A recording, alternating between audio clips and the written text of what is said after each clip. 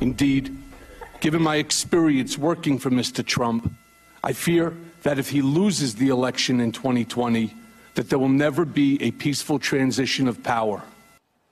That was President Trump's former longtime fixer, Michael Cohen, spending his last day as a free man today.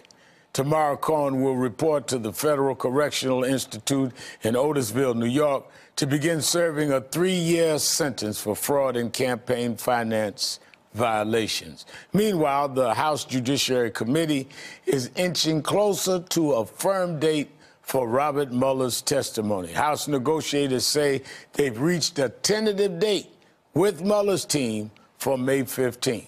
Back with me, Yamiche Alcindor of PBS NewsHour, Juanita Tolliver of the Center for American Progress Action Fund, and Sophia Nelson, a former GOP Congressional Committee counsel. Juanita, I had breakfast twice with Michael Cohen, and he clearly is one that has to deal with what he did for Donald Trump, and now he's going to jail for other things that came out of that investigation.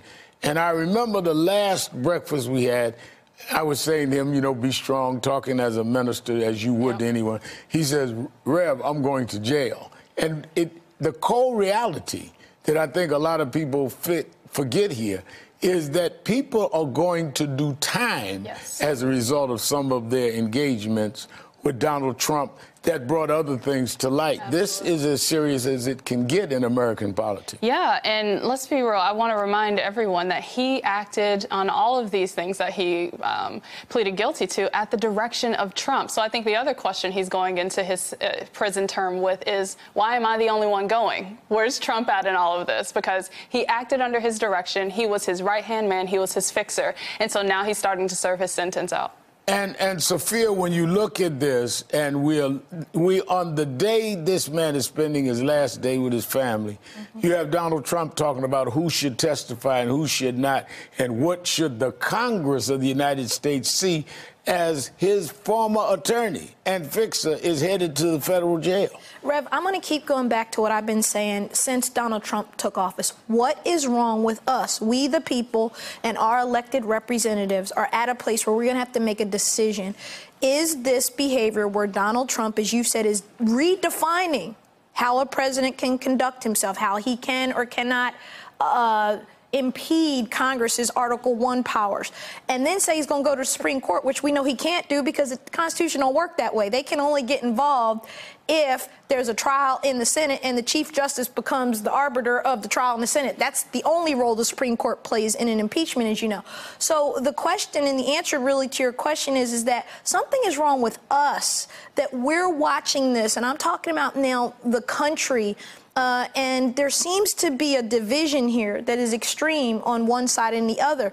The Republicans seem to be very much in line, both those who voted for the president and those in the Congress, with supporting whatever he does, regardless of its impact on the Constitution. That's problematic. Yamiche, you're one of the sharpest reporters around. What are you hearing from the Trump people that their reaction to somebody like Cohen going to jail and this kind of inflexibility from the president, from releasing documents, including his taxes, and not having people testify? I mean, they're actually trying to stop Mueller, we are told. I don't know what your sources tell you, but there's moves to stop Mueller from even being able to testify.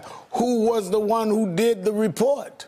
Well, there are a couple of things. The first is that the White House and Republicans have been saying over and over again, this is over. Ever since the Mueller report came out, their line of messaging is that we all just need to move on, that Congress just needs to go away. But then there's the White House lawyer's letter to Attorney General Barr that came out this week. Emmett Flood wrote, I'm worried that Robert Mueller left a roadmap for Congress. So even as the president is saying this is over, the attorneys in the White House are saying we read that same report and we're worried that this could be something. And the roadmap includes obstruction in terms of where he could not exonerate. And all those different cases where the president is telling people to lie. Then when you go to the idea of Michael Cohen going to jail, I know a lot of people who say the president hates the idea that people can't be loyal to him, that he wants loyalty above all else. else. That being said, he looks now, of course, at Michael Cohen as someone who's not loyal to him. But there are people that were close to President Trump and are close to Michael Cohen and are very sad for Michael Cohen and his family. This idea that this man who, of course, did all this on his own, you say at the direction of the president, there's also the idea that he did this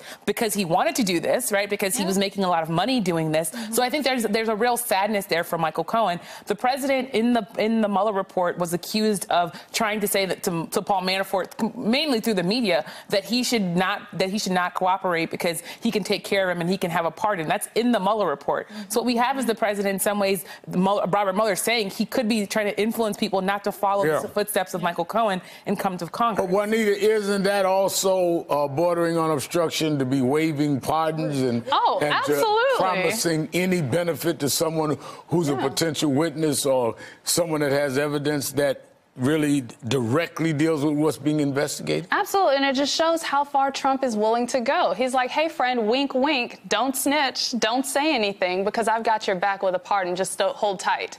And one thing that I think is going to be interesting here, or that we have seen, is the pivot point that Cohen said did change his mind, did say that have him recognize he made a mistake. Helsinki, Charlottesville, these were the two inflection points where Cohen was like, okay, now I have to speak up, now I have to do something. Now, where are the Republicans? What happened to the patriots that are sworn to uphold the country, not their own self-interest, and not protect their titular head of their party? Look, Mitt Romney, by my count, is really the only Republican that has stood up to this degree and said he's troubled by what he sees in the report. He's troubled by the president's behavior. Reverend, I don't have an answer to your question. I said I am troubled because if this were reversed, and this was a President Obama, I even think if it were a President Bush, I think Republicans would be screaming about this. I don't know what hold President Trump has on these people. I fundamentally don't understand because people who say they love the Constitution have to be troubled when it's being trampled on, regardless of your party. A blind man can see that President Trump is not doing what he is supposed to do in terms of the Constitution and being responsive to Congress. Congress has a role, and it has a co-equal role. And if we allow this to go unchallenged here, the next president or the one after that can take us down a road that we may never recover from. Well, I'm going to have to leave it there. Thank you very much, Yamiche, Juanita, and Sophia. Thanks. Coming up, conservatives are trying to make sure that white power is preserved for at least the next decade. I'll explain when we come back.